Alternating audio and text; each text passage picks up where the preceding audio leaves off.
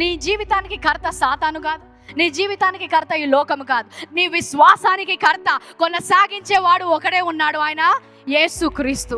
ఆయనే ఈరోజు మన మధ్యలో ఉన్నాడంట. వాక్యమే శరీరధారి అయి వచ్చాడు. ఆ వాక్యమే ఈరోజు మనం వింటుండగా ఆ దేవుడు ఈరోజు మన పరిస్థితిలోకి వస్తున్నాడు. లామెంటేషన్స్ చాప్టర్ 3 వర్స్ 28 and 29 చూడండి, message ట్రాన్స్లేషన్లో. when life is heavy and hard to take, ఎప్పుడైతే జీవితము భారముగా ఉంది, నా వల్ల అవ్వట్లేదు అన్నప్పుడు ఏమంటున్నాడంటే మౌనముగా అక్కడ ఉండమంటున్నాడు. bow in prayer, ప్రార్థనలో మనము మోకరిద్దాము. డోంట్ ఆస్క్ క్వశ్చన్స్, ఎలాంటి ప్రశ్నలు అడగకండి. Wait for hope to appear, నిరీక్షణ కనబడేలాగా అక్కడ మనము వేచి ఉండాలంట. డోంట్ రన్ ఫ్రమ్ ట్రబుల్, అలాంటి పరిస్థితి నుంచి నువ్వు పరిగెత్తాల్సిన అవసరము లేదు. టేక్ ఇట్ ఫుల్ ఫేస్, నువ్వు దాన్ని ఎదురించాలి అంటున్నాడు. ఎందుకు? ఆఖరి line, the worst is never the worst. Hallelujah. అది ఎంత భయంకరమైన పరిస్థితి అయినా కూడా అది అన్నిటికంటే భయంకరమైన పరిస్థితి కాదు అంట.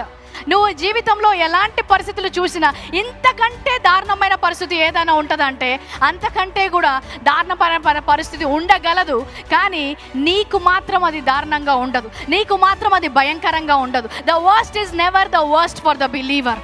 హల్లెలూయా.